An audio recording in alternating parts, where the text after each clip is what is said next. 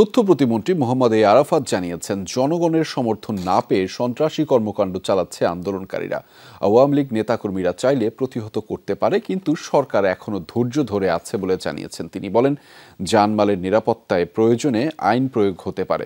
বিএনপির দাবির সাথে আন্দোলনকারীরা একাত্ম হয়েছে বলেও দাবি করেন তথ্য প্রতিমন্ত্রী। বলেন, এখন আর কোটা নয়, রাজনৈতিক আন্দোলন হচ্ছে।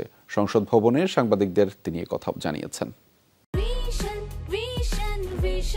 100% কপার কন্ডেন্সারে তৈরি ভিশন ফ্রিজ, তাই গুণে মানে অটুট থাকে বছরের পর বছর।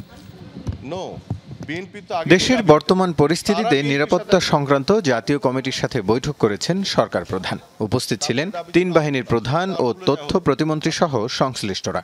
পরে সংসদ ভবনে তথ্য প্রতিমন্ত্রী সাংবাদিকদের বলেন, আন্দোলন এখন আর কোটা সংস্কারে নেই, রাজনৈতিক আন্দোলন চলছে। বিএনপির সাথে তারা একাত্ম হয়েছে বলেও জানান তিনি। এটা অর্জন করতে যাচ্ছে তারা সন্ত্রাস এবং সহিংসতার পথে। যদি তা না হয়, তাহলে কেন বঙ্গবন্ধু মেডিকেল বিশ্ববিদ্যালয় আক্রমণ করতে হবে? এখন এটা হলো বিএনপি জামাতের যে সংঘাত এবং আমাদের আওয়ামী লীগের প্রতি রাজনৈতিকভাবে যে চ্যালেঞ্জ, তার মধ্যে যে সন্ত্রাস তারা করে, এটাকে রাজনৈতিকভাবে আমরা মোকাবেলা করব। তথ্য প্রতিমন্ত্রী বলেন, হত্যাকাণ্ডের সাথে কারা জড়িত তা জানতে তদন্ত করতে হবে। আগেই এর দায় সরকারকে দেয়া যায় না। এই লাশের উপর দিয়ে দাঁড়িয়ে কারা এটার সুবিধা এবং বেনিফিশিয়ারি নিয়েছে, মানুষকে উস্কে দিয়েছে, এবং কারা মানুষকে উস্কে দিয়ে এক ধরনের বিপথে পরিচালিত করেছে। আমরা জাতিকে বিশ্বকে দেখাতে চাই যে সন্ত্রাসটা কারা করে, একটু দেখুক। প্রতিমন্ত্রী বলেন, সরকার আর কোনো সংঘাত চায় না, তাই এখনো ধৈর্য ধরে আছে। তবে জনগণের জানমালের নিরাপত্তা দেওয়াও সরকারের দায়িত্ব।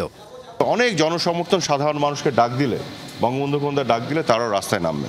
কিন্তু আমরা কিন্তু সংঘাত এড়ানোর জন্য আমরা আলোচনার দরজা খোলা রেখেছি, আমরা সংঘাতে যেতে চাচ্ছি না। কিন্তু একই সাথে এটা বলতে চাই যে সন্ত্রাসীরা সন্ত্রাস করলে আইনের প্রয়োগও ঘটাতে হবে। মাননীয় প্রধানমন্ত্রী বলেছেন, এই সন্ত্রাসীদেরকে দমন করার জন্য জনগণের প্রতি উনি আহ্বান জানিয়েছেন। গুজব বন্ধের জন্য ফেসবুক বন্ধ রাখা হয়েছে বলেও জানিয়েছেন তথ্য প্রতিমন্ত্রী। এটা আপনাকে একটু বলি, রাসেল আহমেদ, যমুনা নিউজ, ঢাকা।